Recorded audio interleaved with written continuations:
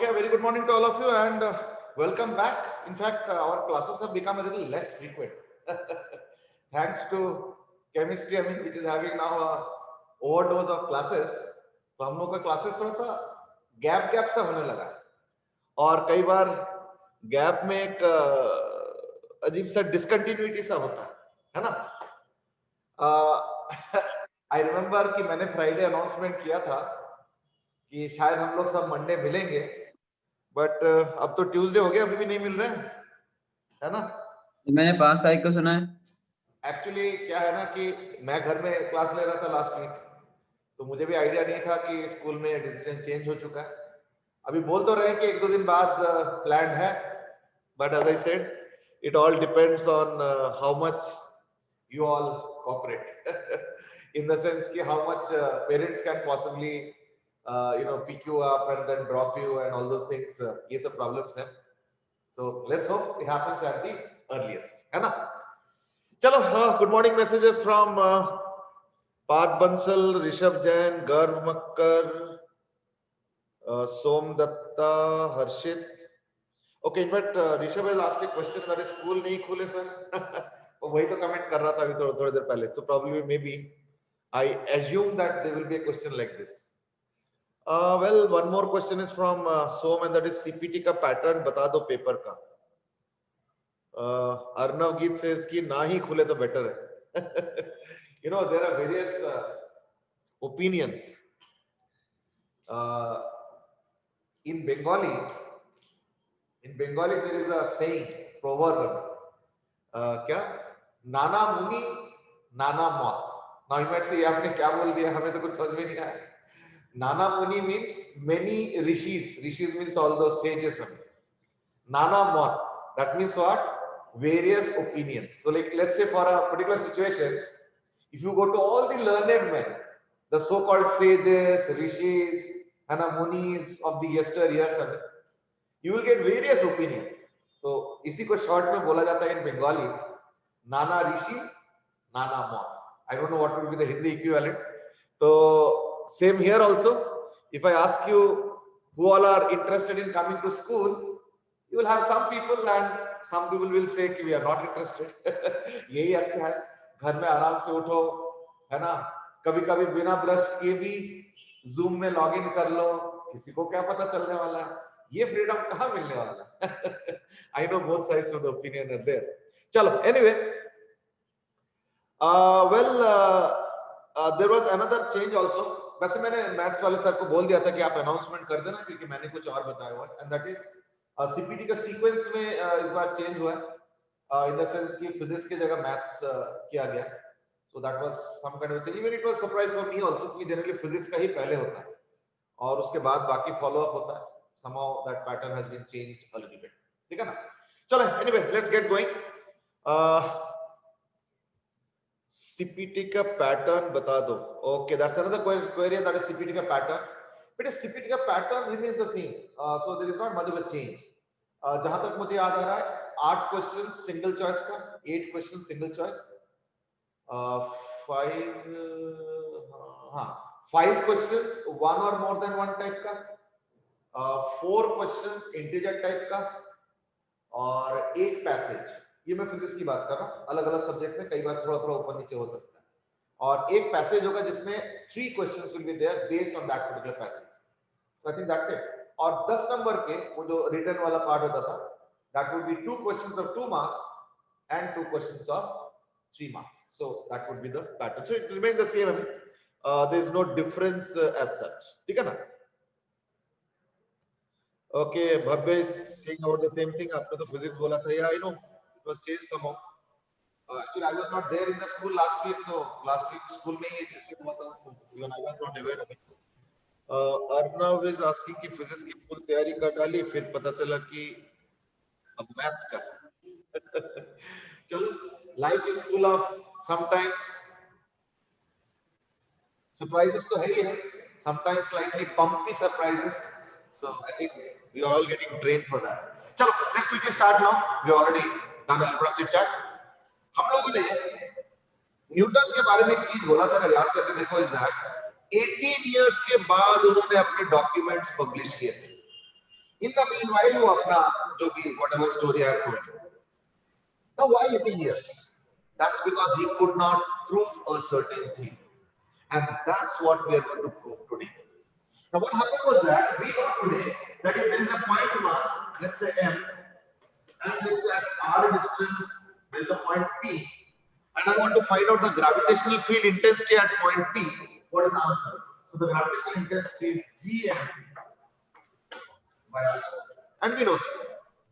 But why is it that even in this case also, so let's say it is a hollow sphere or a solid sphere, then also if I take the distance from the center,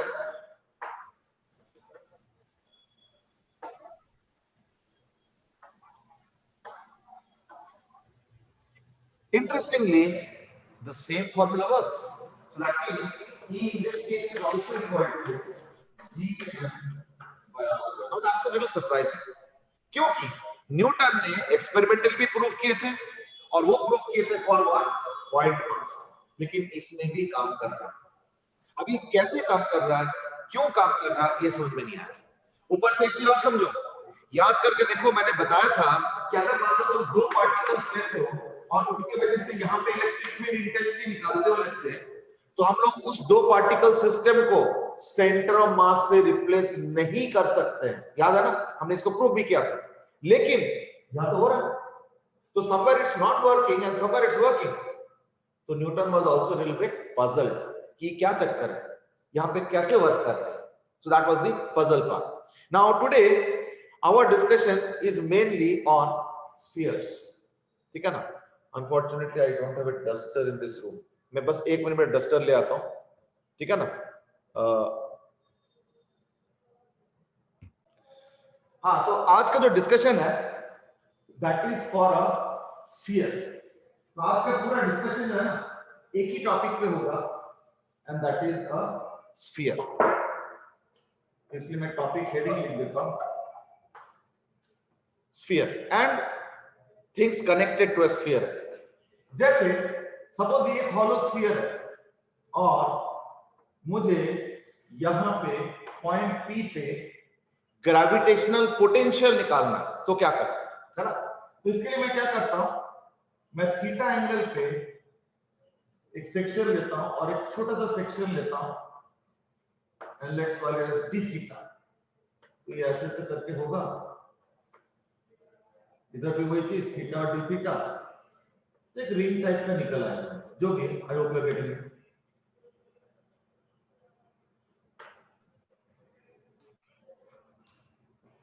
ठीक है, तो ये ring हो जाएगा और इसका जो radius होगा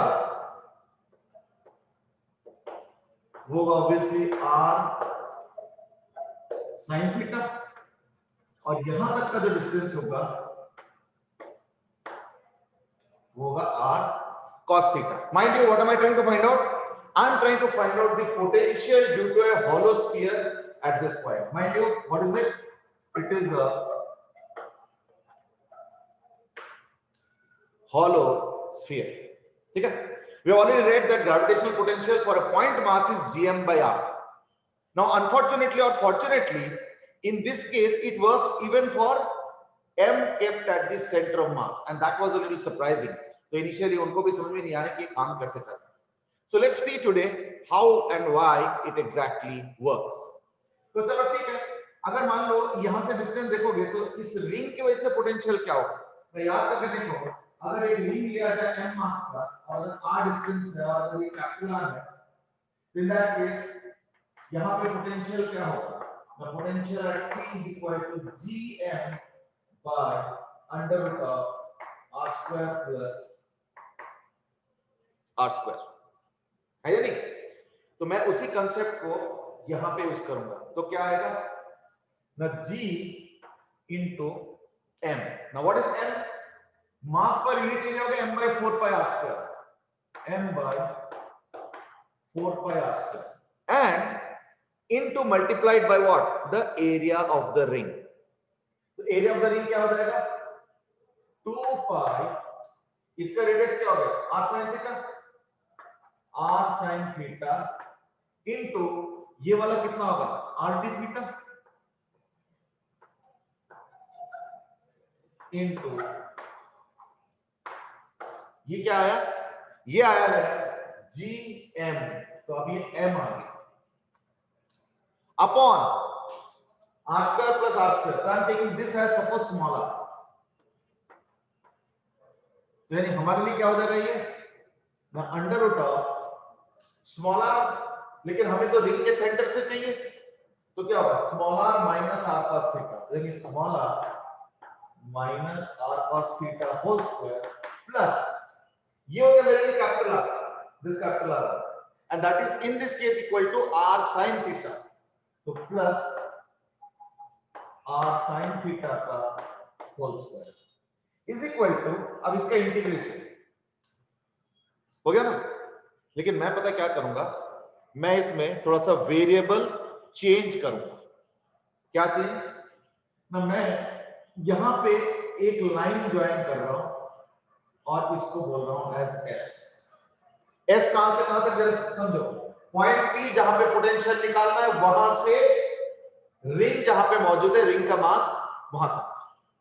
ऐसे में क्या होगा, लेट्स से अगर मुझे cos थीटा निकालना है तो क्या होगा, cos theta is equal to, ध्यान से देखो r square plus are square minus s square by 2r, ठीक है, तो that means 2r cos theta is equal to r square plus r square minus s square, यानी अब अगर तुम दोनों को साइड को डिफरेंशिएट करोगे तो क्या आएगा, ये आएगा minus s ds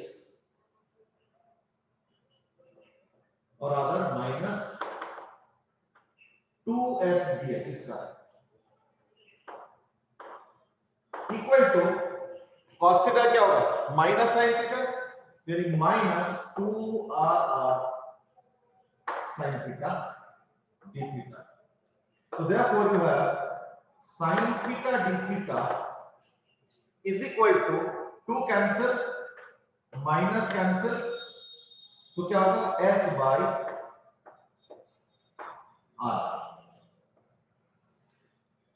that is the first step, हो गया, ये sin थीटा d थीटा है। अब देखो जरा यहाँ पर sin थीटा d थीटा है ना, 2 pi r r all gets cancelled, यहां से सब कुछ कैंसिल हो गया, 2 रहेगा, यानी बन गया equal to gm by 2 sin theta d theta हो गया s by r, तो s इज द वेरिएबल, मैं r यहां पे लिख रहा हूं, हो गया, ये सारा रिप्लेस हो गया s by r, तो s by r और 2 था तो 2 आ गया।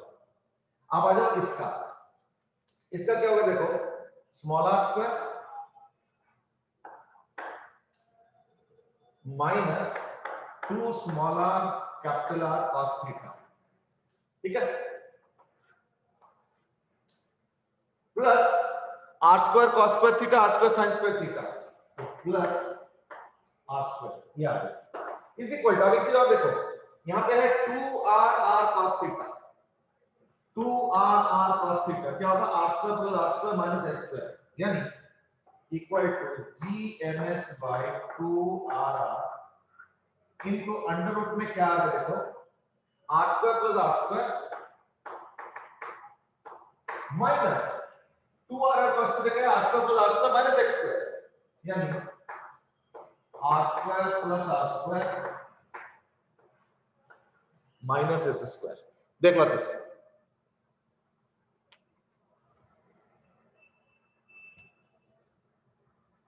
ठीक है,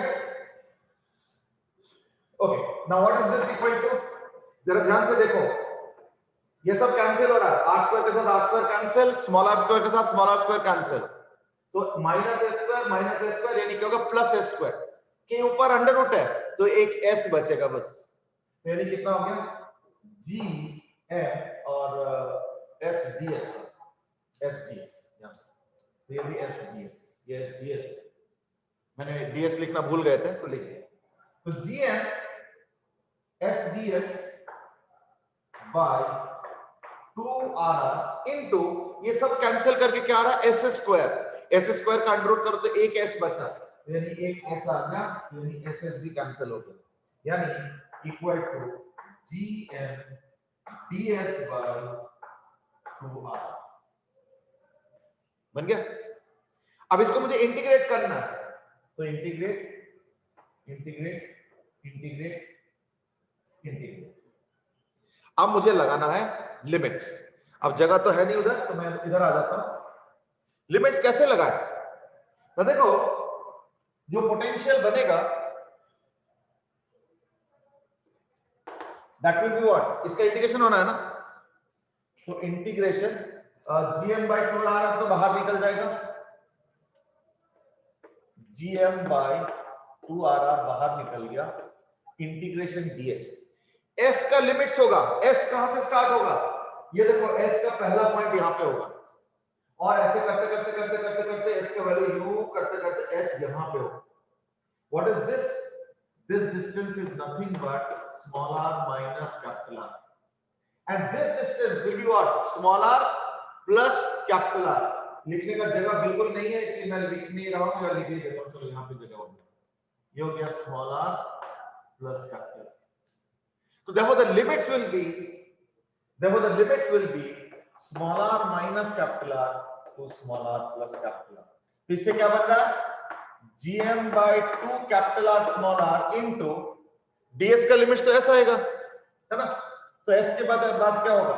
small r minus r to small r plus capital R is equal to gm/2r into r plus r minus r minus r, यानी equal to gm/2 capital R small r into, जरा ध्यान से देखो, 2 capital R, यानी equal to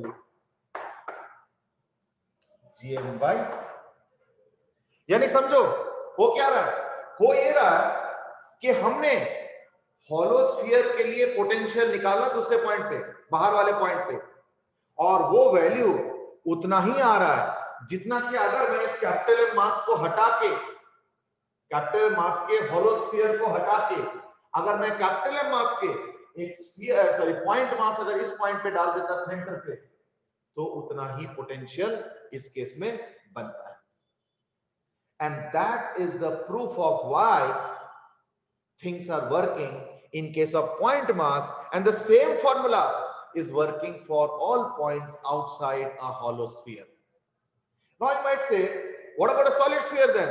The answer is it would be the same result. Why? That's because if I look at a solid sphere and a point out here, then I can imagine this solid sphere to be what? Many hollow spheres like this. एक hollow sphere, फिर दूसरा hollow sphere, फिर तीसरा hollow sphere, चौथा hollow sphere। तो हर hollow sphere के लिए मैं उसके सेंटर पे मास रख सकता हूं। तो जब एक एक hollow sphere का मास सेंटर पे कन्वर्ट हो रहा है, तो सबका ही सेंटर पे कन्वर्ट होगा। So therefore ये जो मैंने फॉर्मूला डिराइव किया, मैंने तो क्या डिराइव किया था hollow sphere के लिए, लेकिन ये valid for solid sphere also. तो मैं लास्ट में लिख देता हूं, this is valid for hollow sphere and solid sphere for outside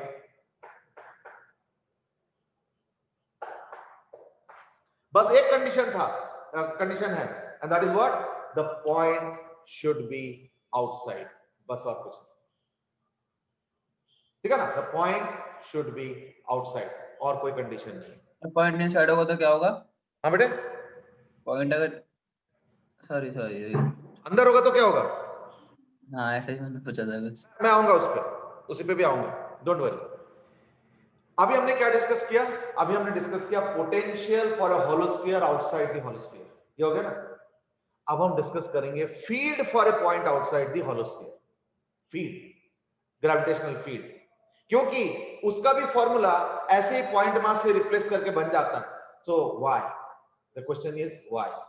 और उसी व्हाई के आंसर के चक्कर में न्यूटन जैसे परफेक्शनिस्ट ने 18 साल लगाया अपना फॉर्मूला और एक्सपेरिमेंटल प्रूफ से लेके थ्योरेटिकल प्रूफ तक, उसके बीच का जो गैप था, दैट वाज योर 18 इयर्स। ठीक है, चलो नाउ लेट्स डिस्कस अबाउट होलोस्फीयर। अभी तक हमने डिस्कस किया था पोटेंशियल, अब हम डिस्कस करेंगे ग्रेविटेशनल फील्ड उसी के लिए। ठीक है, well, Arihant has asked, and that is it for non-uniform mass distribution also? The answer is no.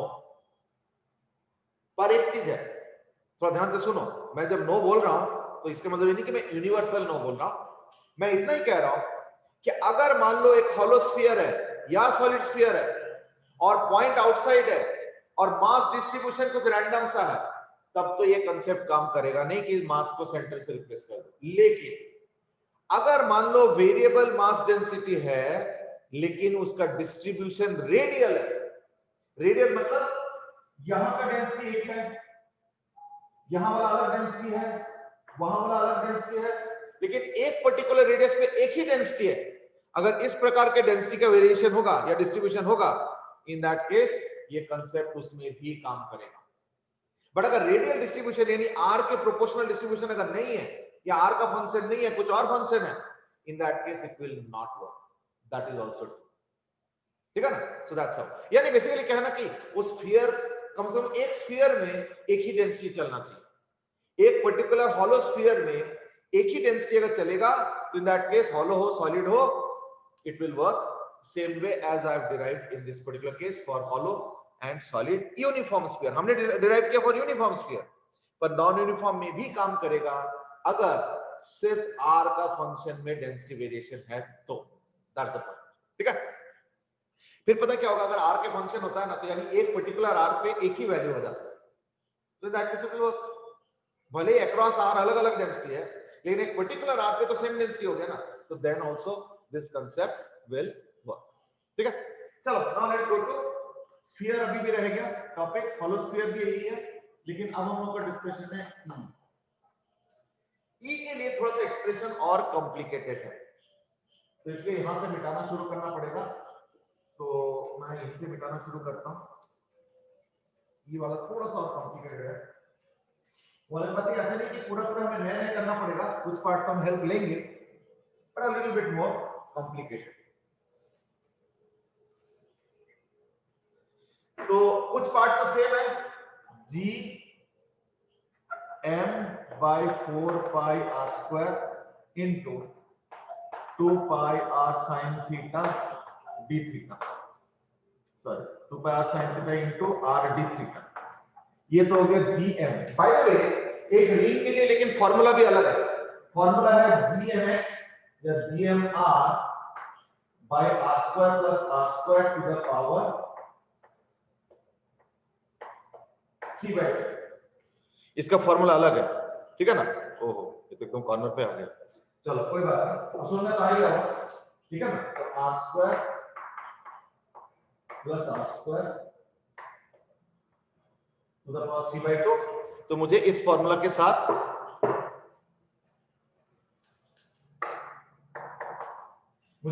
के साथ इसको मिलाना पड़ेगा। तो यानी क्या करेंगे, gm तो हो चुका, gm this is your m, r बोलते क्या होगा, r बोलते होगा r minus r cos theta.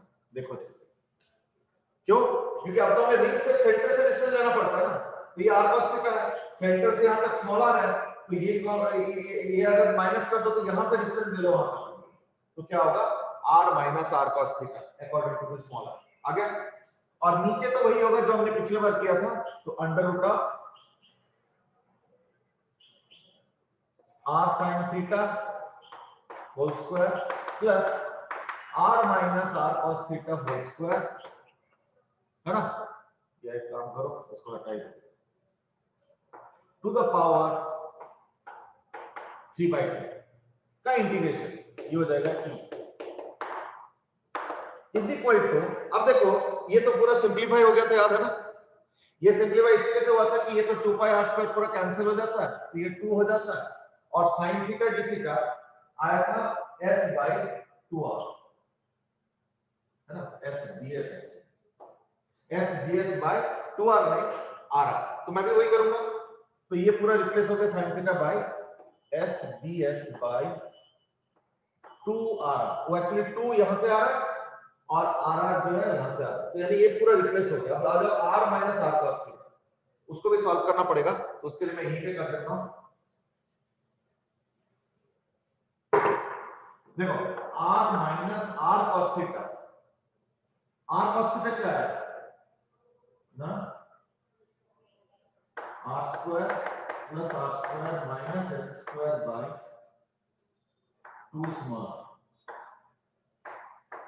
So is equal to 2r square minus r square minus r square plus s square by 2 small r. ठीक है, तो small r square minus r square plus s square, तो वो पूरा replace हो गया by small r square minus r square, इसको अलग कर लो, प्लस s square. ये r minus r cos theta simplify होके ये बना अपॉन, ये तो याद है ना, जो डिनोमिनेटर है वो तो बन गया था s स्क्वायर, याद आ रहा है ना, ये पूरा बन गया था s स्क्वायर, याद करके देखो, और फिर मैं जब टू द पावर 3/2 करूंगा तो ये बन जाएगा s क्यूब. ठीक है, तो इसको मैं सीधा ही लिख देता हूं s क्यूब. चलेगा, वो पिछले बार किया था तो at least we can use that part directly. चल ठीक, कोई कोई अभी है नहीं. इज इक्वल टू, अब एक काम करो, s क्यूब एक केस तो कैंसिल होगा तो s स्क्वायर आएगा, ds by s square 2r बाहर कर, और एक gm तो आएगा, यानी gm बाय 2rr और ds बाय s स्क्वायर, यानी r square minus r square into ds by s square integration plus s और s स्क्वायर s क्यूब होता है और नीचे भी s क्यूब है तो वो पूरा ही खत्म हो गया, प्लस ds. लिमिट्स पिछले बार भी वही है, इस बार भी वही है, कोई चेंज नहीं है, यानी r माइनस r से लेके r प्लस r, इसमें भी r माइनस r से लेके r प्लस r, तो कितना आ गया gm by 2r into r square minus r square. ठीक है, ds बाय s स्क्वायर यानी s टू द पावर -2, तो s टू द पावर -2 का इंटीग्रेशन क्या होगा, s to the power -1 by -1 यानी -1 बाय s. चलो ठीक, -1 बाय s, माइनस को चाहो तो बाहर ही निकाल देते हैं, 1 by s r minus r to r plus r.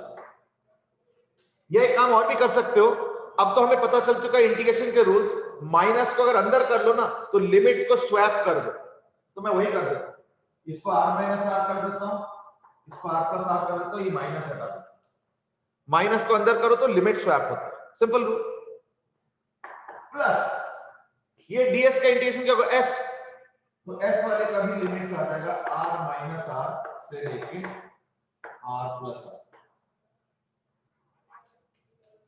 is equal to gm by 2rr into, अगर मैं 1 by s को रखता हूं तो क्या आ जाएगा, small r square minus r square into 1 by small r minus r minus 1 by small r plus r plus small r plus capital R minus small r minus capital R.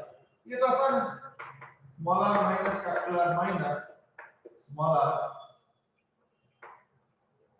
Minus छोटा बोल दिया मैंने ऐसा.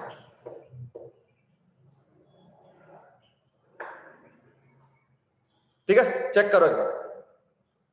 अब इसके बाद क्या आएगा,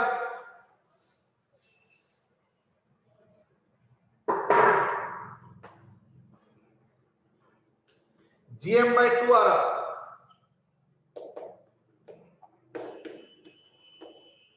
इनटू, जरा देखो ये आएगा r plus r minus r minus r, यानी 2 capital R by r square minus r square, तो r square minus r square तो कैंसिल हो रहा है, तो 2 कैपिटल R सिर्फ बचेगा बस, और कुछ नहीं. तो लिखना चाहो लिख लो, इट्स अप टू यू, अभी है ना, तो यानी 2 कैपिटल R बचेगा प्लस इसमें भी ये s प्लस r में स्मॉल r प्लस, ये मैंने गलत लिखा था, तो small r plus capital R minus small r minus capital R, इसको भी सिंपलीफाई करके देखो क्या आ रहा है, 2 capital R.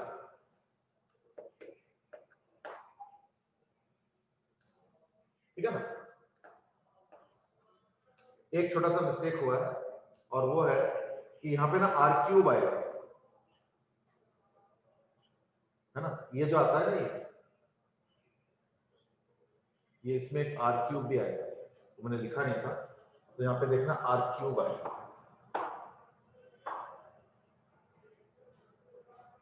Sorry R square.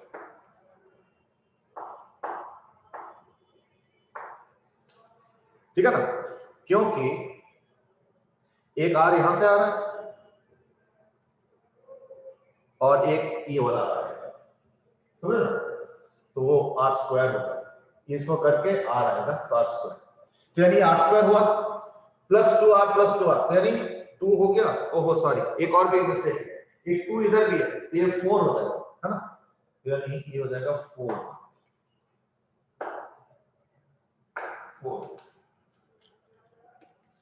यानी equal to gm by 4r square into 4r। तो बाद में देख के कई बार रियलाइज होता है कि क्वेश्चन उस मिस्टेक तो आई था। चलो एनीवे, तो what we have turn to is that कि हॉलोस्फीयर के बाहर अगर मान लो तुमको फील्ड इंटेंसिटी निकालना है तो वो वही बनता है अगर मैं उस पूरे हॉलोस्फीयर के बराबर का मास उसके सेंटर पे रखूंगा, तो जो इंटेंसिटी बनता है we are actually getting the same intensity. वो ट्राई करके देखो।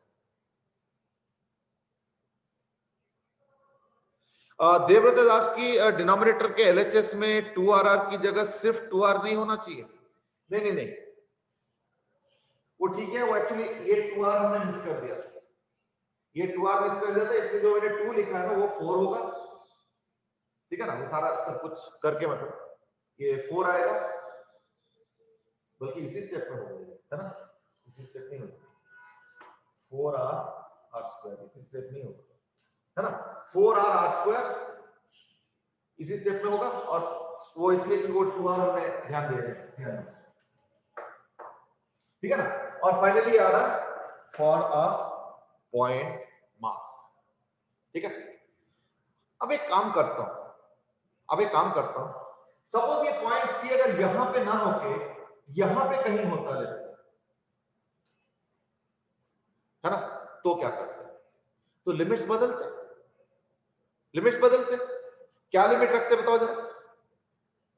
तो लिमिट क्या हो जाता ना, ये वाला जो डिस्टेंस होगा, मान लो यहां से लेके यहां तक का डिस्टेंस स्मॉल r, तो इससे डिस्टेंस क्या हो जाएगा, small r minus r plus theta, और वो जो s होगा है नहीं, s का वैल्यू क्या हो जाएगा फिर बोलो ना, capital R minus small r से लेके capital R plus small r, समझो ना, ये जो लिमिट्स हो जाएगा ना फिर in that case that will become capital R minus small r to capital R plus small r। उससे क्या होगा बताओ जरा, उससे देखना पता है क्या होगा, सारा कैंसिल हो जाएगा, सारा देखना कैंसिल हो जाएगा। यही इंटीग्रेशन में क्या होता है, मैं यहां पे लिख देता हूं, this integration for an internal point, for an internal point, this integration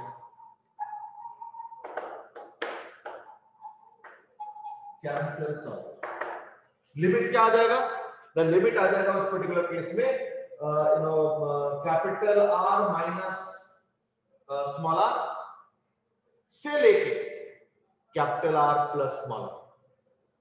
इसको स्वैप करो, इसको भी स्वैप करो, और जब एंड में रिजल्ट देखोगे तो देखना पूरा रिजल्ट कैंसिल करेगा, that you can try yourself. ठीक है, ये ट्राई योरसेल्फ में डाल दिया।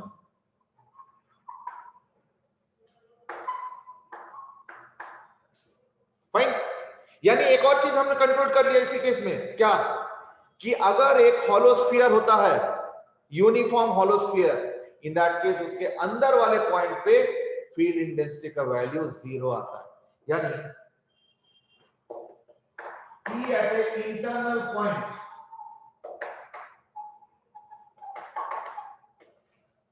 इक्वल टू क्या आएगा, देखना आ जाएगा 0।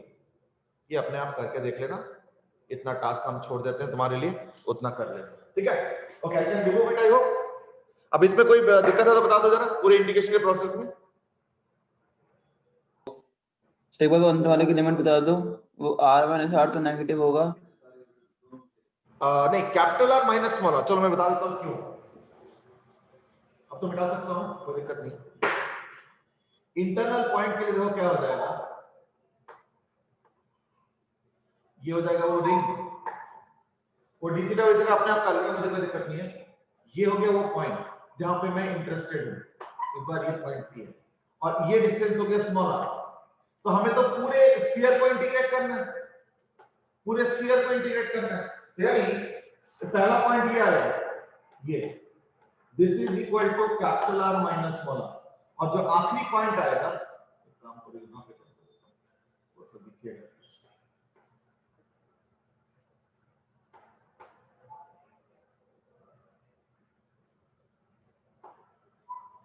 और जो आखिरी पॉइंट होगा वो ये वाला होगा, तो यहां से इसका डिस्टेंस क्या होगा, वो आखिरी वाले पॉइंट,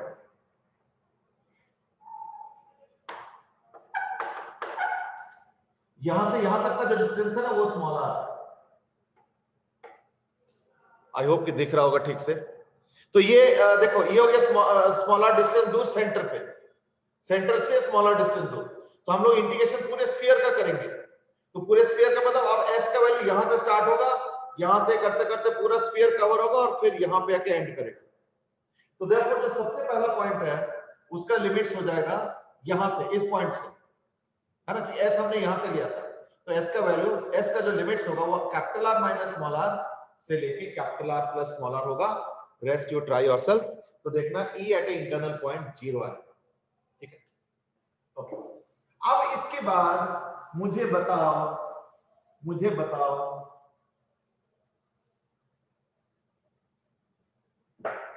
कि अगर इसी केस में होलोस्फीयर में, होलोस्फीयर, अगर मैं इंटरनली कोई पॉइंट r डिस्टेंस दूर लेता हूं, where r is greater less than capital R, ऐसे केस में तुमको बताना है कि पोटेंशियल एट पॉइंट P क्या होगा। मैं इसको एज ए पोल क्वेश्चन पूछूंगा, ठीक है ना, लेट्स सी क्विकली। तो तब तक okay, I am asking A question now which is on the form of a poll, I mean, and that is potential at internal point क्या होगा, तुमको आंसर करना है। वैसे तो जसराज ने ऑलरेडी आंसर दिए हैं, but that was the only answer, I mean, that is Jasraj is given. Okay, so out of 39, let's say, how many of you answer? First of all, that is also a query. तो यानी मेरा सवाल है कि internal point P पे जो potential होगा वो सरफेस पे मतलब क्या होता है, बिल्कुल स्फीयर के सरफेस पे पोटेंशियल क्या होगा ना। पोटेंशियल का फॉर्मूला मुझे पता है, माइनस GM/R होता है या नहीं, तो minus GM/, capital R, I mean, so we know that the potential at this point V is equal to V at the surface is equal to minus GM/capital R. I'm asking about point P, ठीक है ना। चलो 25 of you have answered, 26, only 26. आज तो कोई interaction ज्यादा हुआ भी नहीं है, ये तो पहली बार इंटरेक्शन कर रहा हूँ शायद, क्योंकि आज तो लगातार मैं ही करे जा रहा हूँ, लंबे इंटीग्रेशन आप क्या करें, कांट हेल्प। चलो ठीक है, I think we are now reaching the end. 30 students have responded, there are 38 या 39 स्टूडेंट्स राइट नाउ। चलो ठीक है, I am ending the polling now 32 have answered. मैं 33 चाह रहा था, और उसके पीछे एक रीजन है। One more at least. चलो अब टाइम खराब नहीं करते, let's put it as 32 only. once you know the result, you will also come to know कि मैं एक और क्यों चाह रहा था। I think पोल का रिजल्ट देख के पता चल गया होगा कि मैं एक और क्यों चाह रहा था। ठीक है ना। 10 people have said that the potential will be greater than the potential at the surface. 11 people lesser than at the surface, and also equal number of people, that is 11 people have said it will be equal to the potential at the surface. यानी 1/3 almost. एक और जना मैं hope कर रहा था कि शायद अगर ग्रेटर वाले आंसर में आंसर करे तो इन दैट केस तीनों बराबर हो जाते, बट एनीवे नहीं हुआ, कोई बात नहीं। But yes, almost one third लोगों ने इनके आंसर्स दिए हैं ग्रेटर देन, लेसर देन और इक्वल टू के लिए। चलो गुड जॉब। अब मैं बताना चाहूंगा इसका correct answer. The correct answer is that the potential at that internal point P will be exactly same as that of the surface.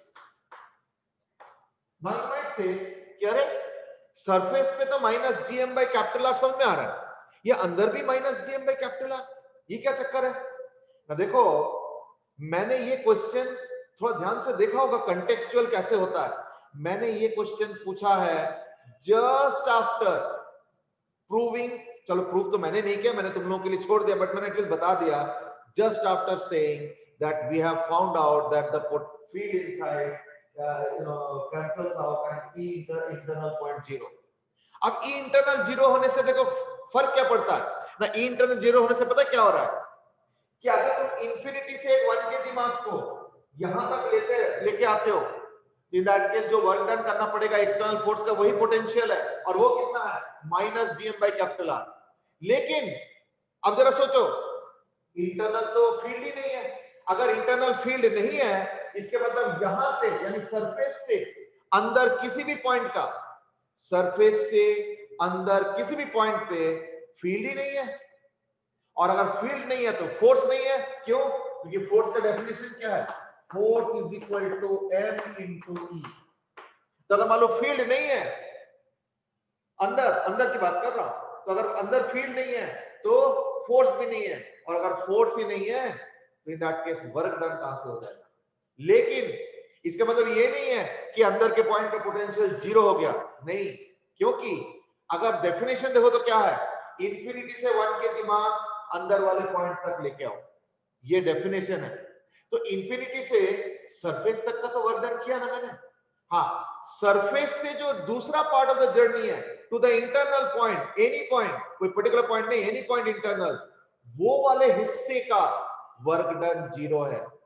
Therefore, work done at any internal point to bring a point mass or 1 kg mass from infinity to the internal point, work done सिर्फ surface तक का करना पड़ता है, surface से अंदर वाले हिस्से का वर्क डन हमेशा 0 होगा। ऑब्वियसली मैं हॉलो यूनिफॉर्म स्फीयर की बात कर रहा हूं, तो यानी फिर उतना ही वर्क डन हो रहा जितना कि सरफेस का। यानी एक और कंक्लूजन आ गया, and that is V at any internal point is equal to V at the surface। ये छोटे छोटे कंक्लूजन बड़े हमारे लिए फायदेमंद conclusion. So we now know that V at any internal point is equal to V at the surface, और उसका value कितना होगा minus GM/r। I hope that's okay. But mind you, ये जो हमने डिस्कस किया ये हॉलो स्फीयर के लिए है, अगर सॉलिड स्फीयर होगा इन दैट केस ये काम नहीं करेगा। नाउ यू माइट से ये क्या चक्कर है, सब जस्टिफाई करूंगा, डोंट वरी, अभी एकदम से एक झटके में नहीं। अब जो हमने डिस्कस किया उसका लॉजिक तो क्लियर है ना, कोई डाउट है तो पहले पूछो। Let me stop sharing the results now.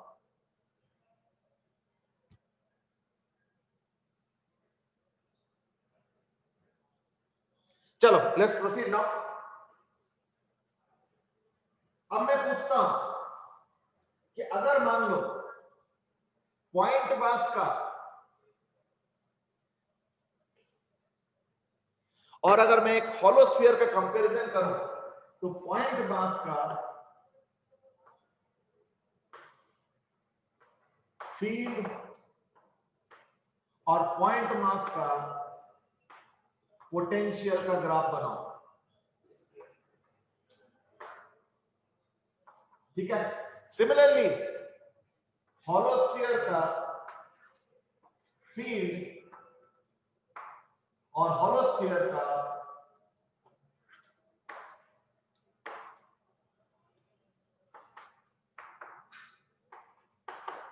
so this is point mass and this is hollow sphere, इन दोनों का ग्राफ बनाओ।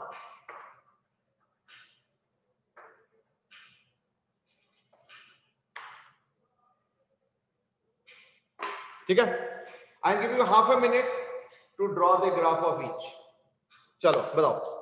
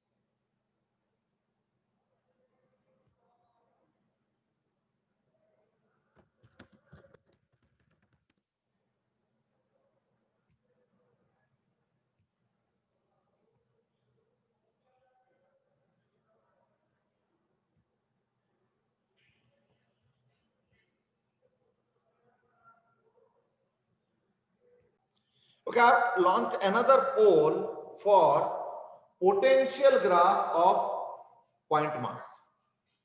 Go ahead. Potential of point mass के ग्राफ कैसे बनेगा, वो कौन से क्वाड्रेंट में बनेगा, that is the query. Go ahead, जल्दी करो, थोड़ा फास्ट करो, क्या करो, दिस टू स्लो. पोटेंशियल का ग्राफ कौन से क्वाड्रेंट में बनेगा, तो मैंने उसके लिए 4 चॉइसेस दिया. वैसे मुझे एक नन ऑफ दिस देना था, बट चलो कोई नहीं, मैं भूल गया. उससे क्या होता है ना, कंफर्म हो जाता है कि इन्हीं में से आंसर है. नन ऑफ दिस में फिर डर लगता है, पता नहीं कहीं और कोई आंसर तो नहीं है जो कि मैं सोच नहीं पा रहा हूं. चलो जल्दी करो, थोड़ा फास्ट.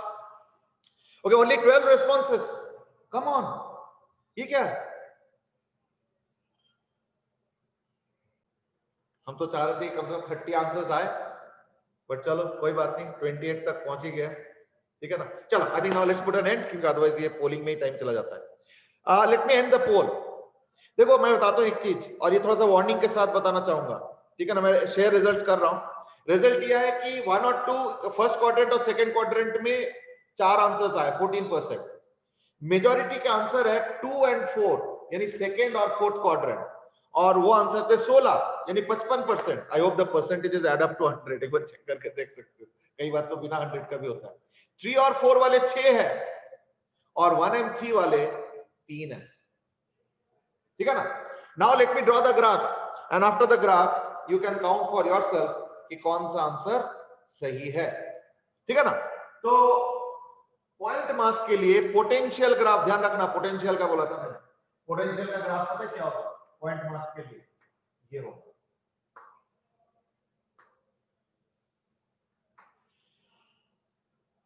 बताओ मेजॉरिटी आंसर क्या है. 16 लोगों ने आंसर किया, 16 लोगों ने आंसर किया है सेकेंड और फोर्थ, और करेक्ट आंसर क्या है, थर्ड और फोर्थ. तो out of total attempts by 16, 6 for 26 and 329, out of 29 attempts only 6 are correct, mind you. इसका मतलब ये नहीं कि तुम सोच नहीं पाते हो, इसका मतलब ये पता क्या है कि हम ओवर कॉन्फिडेंट होकर आंसर कर रहे हैं, और कोई वजह नहीं है, मुझे मालूम है. इतना भी ओवर कॉन्फिडेंट मत हो जा भाई, है ना. कौन सा क्वाड्रेंट आया, थर्ड एंड फोर्थ आंसर है, क्योंकि पोटेंशियल का पहली बात तो देखो, पोटेंशियल का कोई डायरेक्शन तो है नहीं, यानी उसका वैल्यू प्लस और माइनस होता है, और वो तो हमेशा ही माइनस है. फॉर्मूला देखो ना, g हमेशा पॉजिटिव है, m हमेशा पॉजिटिव है, and r is not vector, r is distance, तो देयरफॉर ये भी हमेशा पॉजिटिव है, तो देयरफॉर ओवरऑल पोटेंशियल हमेशा नेगेटिव. तो पॉजिटिव कैसे होगा, यहां तो हो ही नहीं सकता, यहां हो ही नहीं सकता, क्योंकि यहां तो पोटेंशियल पॉजिटिव हो गया, तो देयरफॉर 2 ही क्वाड्रेंट बचता है, that is third and fourth quadrant. अब देखो कैसे हम लोग कैजुअली ले लेते हैं और आंसर कई बार गलत करते हैं.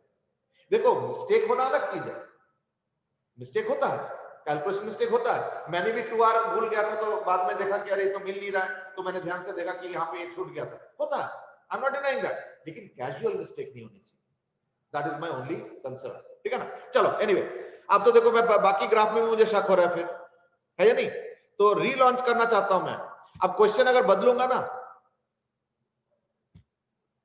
तो अच्छा रीलॉन्च करने से तो वही रह जाता. नहीं नहीं नहीं, अभी रुको रुको, अभी आंसर मत करो, अभी आंसर मत करो. ये जो मैं क्वेश्चन पूछ रहा हूं मैं, ये मैंने पहले भी पूछा हुआ है, और अब मैं देखो बेशक इसमें पोटेंशियल लिख के आ रहा, मैं क्वेश्चन दोबारा बनाऊंगा तो बहुत टाइम लग जाएगा. पोटेंशियल नहीं, इसका ग्राफ आप बताओ, ये पोटेंशियल लिखा हुआ है उसको मत देखो, इसके ग्राफ बताओ कौन से क्वाड्रेंट में होगा, जल्दी बताओ. वैसे मैं कुछ करा चुका हूं. अच्छा पोल आ ही नहीं रहा स्क्रीन में, भव्य ऐसे क्यों सर? आ रहा है. नहीं, भव्य का नहीं आ रहा, पिछला वाला भी नहीं. अच्छा ऐसे कैसे हो रहा है, ऐसे होना तो नहीं चाहिए. चलो anyway, let me take this one a little bit more quickly, क्योंकि ये तो आसान आंसर है. Please answer this for this graph. मैंने ग्राफ दोबारा बनाया नहीं, इसी क्वेश्चन को दोबारा रीलॉन्च कर दिया पोल में. आंसर फॉर ई, क्वेश्चन में पोटेंशियल लिख के आ रहा है, पोटेंशियल का आंसर नीचे, वो तो ऑलरेडी हो चुका है. ई का आंसर बताना है कौन से क्वाड्रेंट में होगा. लेकिन एक चीज भाई और भी है, मैंने ये क्वेश्चन पहले करा रखा है लास्ट क्लास में, मतलब लास्ट टू लास्ट या लास्ट क्लास में, फिर मैं पूछ रहा हूँ। चलो anyway, I think now people have given more correct answers, more correct answers. इसका तो 100% होना चाहिए, पहले भी करा रखा है। चलो कोई बात नहीं। तो let me now end the poll, only 16 has answered. End कर रहा हूं मैं, end now I am sharing the results. I think इस बार तो ठीक है। खैर इस बार क्या ग्राफ होगा ना, ये ई का ग्राफ होगा और ये यानी सेकंड और फोर्थ, और सेकंड और फोर्थ ही इस बार मेजॉरिटी आंसर है। फिर भी देखो 50% लोगों ने करेक्ट आंसर दिया है और 50% अभी भी गलत है। थोड़ा तसल्ली से करो बेटे, आराम से, मिस्टेक्स नहीं होने चाहिए। चलो ठीक है, अब इनका ग्राफ बनाओ जरा फटाफट। फील्ड का बनाओ, फील्ड का थोड़ा सा अलग टाइप का होगा। फील्ड फॉर होलोस्फीयर, पोटेंशियल फॉर होलोस्फीयर, जल्दी ग्राफ बनाओ। I'm giving you 5 seconds each. I'm sure many of you must have already drawn it, but just for the sake of it, I'm giving you 5 seconds more. फिर मैं इसको draw भी करूंगा, ठीक है ना? चलो let me start drawing now. ठीक है?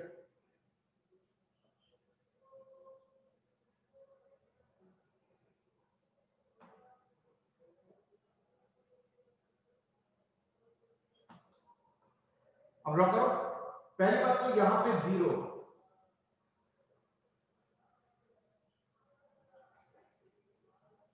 एक तो ना कलर तो कुछ पता ही नहीं चलता यहाँ पे। और यहाँ पे ऐसे,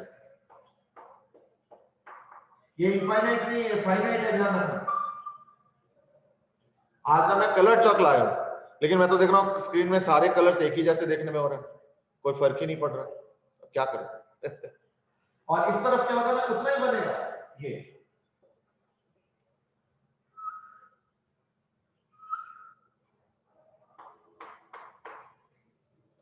ये हो गया फील्ड का ग्राफ। क्योंकि देखो बाहर वही ग्राफ है, इसके बाहर भी वही ग्राफ है, बस अंदर होलोस्फीयर के अंदर हमने दिखाया था, मतलब मैंने दिखाया नहीं था, मैंने बोला था प्रूव टू योरसेल्फ कि यहां पे अंदर फील्ड 0 होता है, ये वाला। अब पता क्या है इसके ग्राफ में क्या होगा ना, इसके ग्राफ में ये हो गया पोटेंशियल, ये इसी का नकल है पॉइंट मास का, लेकिन उसके बाद क्या होगा, as I said same as the surface, तो यानी ऐसे।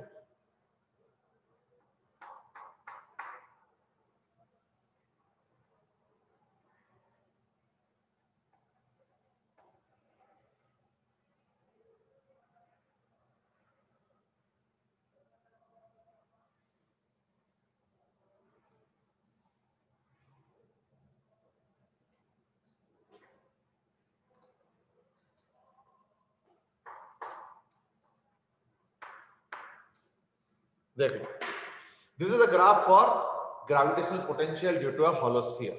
फाइन, चलो I think now let's go ahead. फिर एक काम करो, 2 के लिए बनाओ, 2 पॉइंट मास के लिए बनाओ तुम ग्राफ। मान लो यहां पे भी एक स्मॉल एन मास रखा है, यहां पे भी एक स्मॉल एन मास रखा है, और यहां पे फील्ड इंटेंसिटी है, और पोटेंशियल का भी ऐसे ही बना लो। यहां पे भी एक स्मॉल एन मास है, यहां पे भी एक स्मॉल एन मास है, और पोटेंशियल का बनाना है। दोनों इक्वल मास दिया मैंने, दैट्स द रेस्पाइट, ठीक है?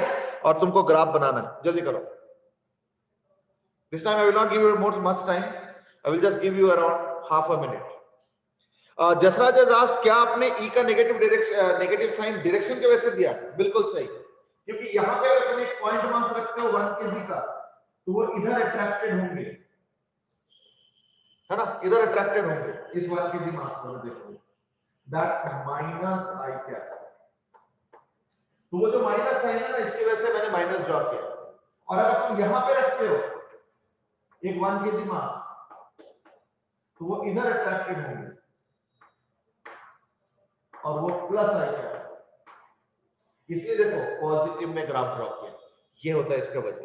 पोटेंशियल लेकिन हमेशा नेगेटिव है, उसका तो ऊपर जा ही नहीं सकता है, वो चाहे कैसे भी कॉम्बिनेशन ड्रॉ कर लो, ठीक है? चलो I think we had a discussion and now let me draw.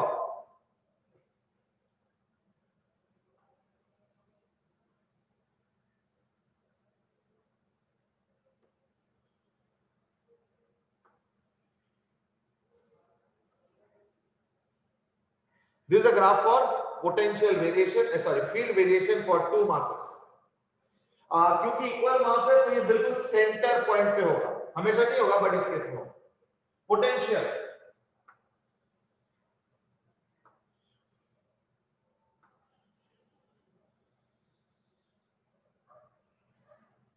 देखो, I hope it's okay now.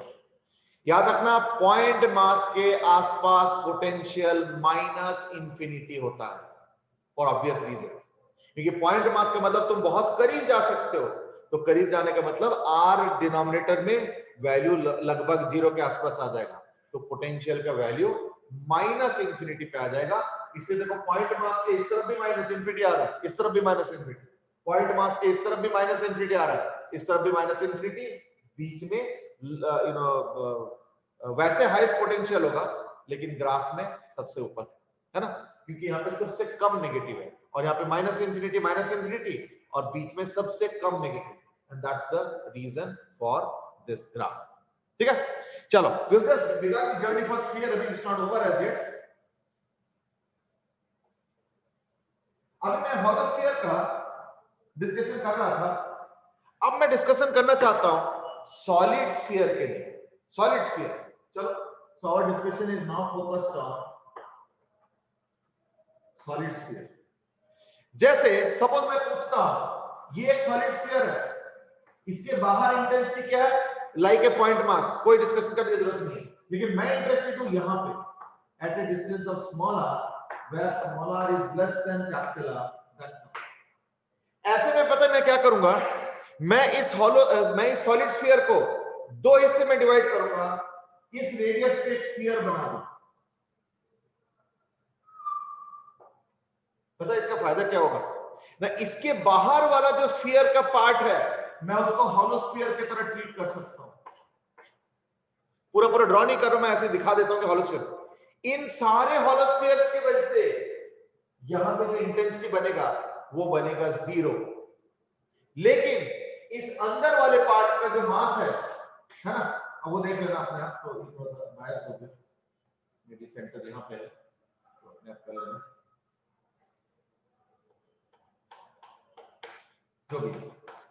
तो जो इंटेंसिटी यहां पे बनेगा वो सिर्फ इस हिस्से की वजह से बनेगा, इसके बाहर वाले हिस्से की वजह से नहीं बनेगा, क्योंकि वो इंटरनल पॉइंट है। तो ठीक है, तो यहां पे जो बनेगा इंटेंसिटी वो क्या होगा, G M by r square. We are discussing basically what solid sphere internal point. अब m बोलते क्या होगा, इस हिस्से का मास, क्यों, बाहर का मास तो लेना ही नहीं है, बाहर के मास तो हम लोगों ने उनको हॉलोस्फीयर जैसे ट्रीट कर लिया, हॉलोस्फीयर के अंदर के पॉइंट पे क्या होगा, नहीं होगा, तो देयरफॉर क्या होगा, m is 4m by 4 by 3 pi r cube into 4 by 3 pi small r cube। तो g अंदर वाले हिस्से का mass upon small r square is the intensity at that point P, यहाँ पे कोई भी एक पॉइंट P ले, which is at a distance of small r from the center where small r is less than capital R। तो ये solve करके क्या आंसर आ रहा है देखो जरा, इसमें देखो small r cube r square cancel होकर स्मॉल r बनेगा 4/3 पूरे कैंसिल, यानी ये बन जाएगा gm r by r cube। कई बार इसको थोड़ा अलग तरीके से लिखा जाता है ना, gm by r square, reason being that gm by capital R square will be the field at the surface of the solid sphere into small r by capital R। ये इंटरेस्टिंग फार्मूला है, इसका importance बाद में और अच्छे से समझ में आएगा। तो E at small r is equal to E at the surface into radius fraction। एक चीज और मुझे पता चल गया, and that is E is now proportional to small r।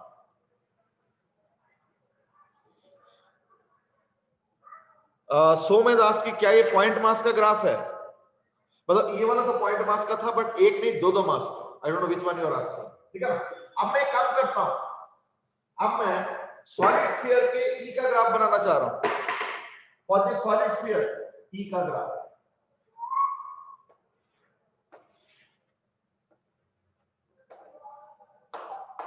आज टाइम नहीं मिला पोटेंशियल सॉलिड स्फीयर का, कल भी नहीं बता रहा हूं क्यों, पता नहीं कल लगेगा या नहीं क्लास। अगले क्लास में potential due to solid sphere से स्टार्ट करेंगे, बट पहले E due to solid sphere बना लिया जाए। हमारा टॉपिक अभी के सॉलिड स्फीयर, जल्दी करो। तो यानी ये पता चल गया कि ई इनसाइड पॉइंट के लिए तो ये आ गया, लेकिन ई प्रोपोर्शनल टू 1/r² होता है फॉर आउटसाइड पॉइंट, ये तो सबको मालूम है। ठीक है, तो जल्दी ग्राफ ड्रॉ करो। क्या ग्राफ आ रहा है देखो,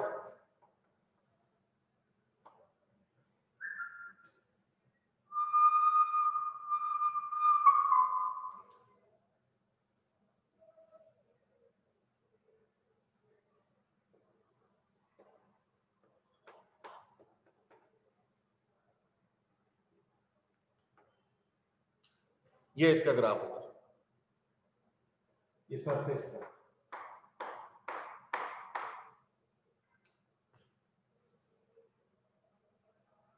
ठीक है, चलो तो आज का जो क्लास था ये डेडिकेटेड था for a hollow sphere and solid sphere, जिसके कंक्लूजन हम हॉलो स्फीयर के बेसिस पे कर सकते हैं। So today's class was based on और rather dedicated to only spheres. लेकिन स्फीयर का भी जर्नी खत्म नहीं हुआ है, स्फीयर का जर्नी अभी भी बचा है। तो हम लोग स्फीयर का डिस्कशन कल या जब भी अगले क्लास लगता है हम लोग उसको कंटिन्यू करेंगे। फाइन, चलो I think that's it for today. We had a fantastic discussion today exclusively dedicated to spheres. यानी एक स्फीयर कितना इंपॉर्टेंट है वो आज हमें शायद थोड़ा बहुत आइडिया मिल गया होगा, और न्यूटन को तो बहुत अच्छे से पता चल गया होगा, चल गया था, क्योंकि उनको 18 साल लग गया था स्फीयर के मिस्ट्री को सॉल्व करने में। हमें तो 18 घंटे भी नहीं लगे आज 1 घंटा लगा, मे बी नेक्स्ट क्लास एक घंटा और कुछ लगेगा, एंड वी विल मोर और less solve the mystery of sphere. But वही होता है कि एक नॉलेज जो ऑलरेडी एस्टैब्लिश हो चुका है, जब हम उसको पढ़ते हैं, जब उसको इम्बाइब करते हैं, जब उसको अंडरस्टैंड करते हैं, तो उसके जो पीरियड ऑफ लर्निंग था, डिस्कवरी था उस जमाने का, उससे ऑब्वियसली काफी शॉर्टेंड होता है नहीं? That's the rule of knowledge. चलो आज के लिए इतना ही, हम लोग कंटिन्यू करेंगे अगले क्लास में। Till then enjoy yourself, hopefully there is class tomorrow, और अगर नहीं हो तो फिर परसों। चलो आज के लिए इतना बेटे, bye bye, have a good thank you sir. Thank you and have a good day.